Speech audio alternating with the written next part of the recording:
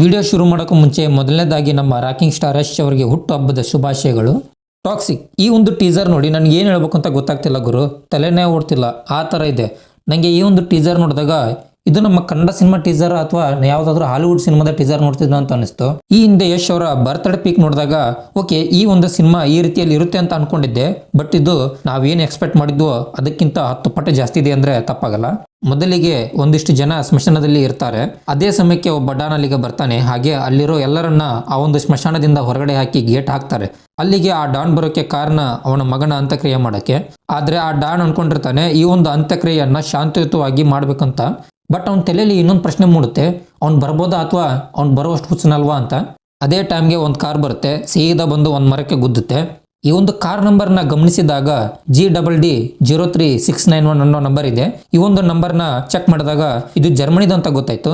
So ಈ ಒಂದು action scene ನಡೆಯೋದು ಜರ್ಮನಿಯಲ್ಲಿ. ಅದು ಏನು ಯಾಕೆ ಅಂತ ಗೊತ್ತಾಗಬೇಕಂದ್ರೆ ಸಿನಿಮಾ ಬರೋವರೆಗೂ ಕಾಯ್ಬೇಕಾಗುತ್ತೆ. ಇನ್ನು ಯಶ್ ಅವರ ಎಂಟ್ರಿ ಆಗುತ್ತೆ ಅನ್ಕೊಂಡ್ರೆ ಅಲ್ಲಿ ಒಬ್ಬ ಮುದುಕ ಬಂದು ಎಣ್ಣೆ ಹೊಡ್ಕೊಂಡು ಸ್ಟೈಲ್ ಆಗಿ ಬರ್ತಾನೆ.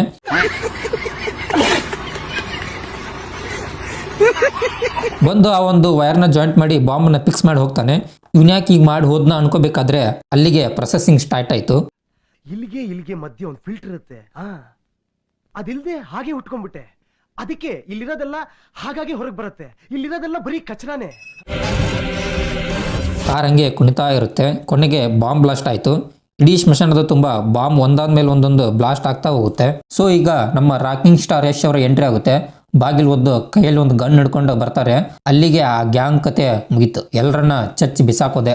ಇನ್ನು ಈ ಒಂದು ಟೀಸರ್ ನೋಡಿದಾಗ ಸಿನಿಮಾದ ಮೇಕಿಂಗ್ ತುಂಬಾ ಅದ್ಭುತವಾಗಿ ಮೂಡಿ ಬಂದಿದೆ, ಅದರಲ್ಲಿ ಯಾವುದೇ ಅನುಮಾನವಿಲ್ಲ. ಹಾಗೆ ವಿಜುವಲ್ಸ್ ಕ್ವಾಲಿಟಿ ತುಂಬಾ ಚೆನ್ನಾಗಿದೆ ಅಂದ್ರೆ ತಪ್ಪಾಗಲ್ಲ.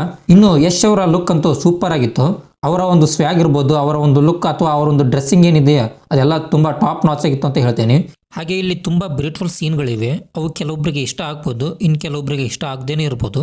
ಇನ್ನು ಕೊನೆಯದಾಗಿ ನೀವು ಈ ಒಂದು ಟೀಸರ್ ನೋಡಿ ನಿಮ್ಗೆ ಏನು ಅನಿಸ್ತು ಅಂತ ಕಮೆಂಟಲ್ಲಿ ತಿಳಿಸಿ. ಹಾಗೆ ಈ ಒಂದು ವಿಡಿಯೋ ಇಷ್ಟ ಆಗಿದ್ದರೆ ಲೈಕ್ ಮಾಡಿ, ಇಲ್ಲಾಂದರೆ ಖಂಡಿತವಾಗಿಯೂ ಡಿಸ್ಲೈಕ್ ಮಾಡಿ ಅಂತ ಹೇಳ್ತಾ ಮತ್ತೆ ಸಿಗೋಣ.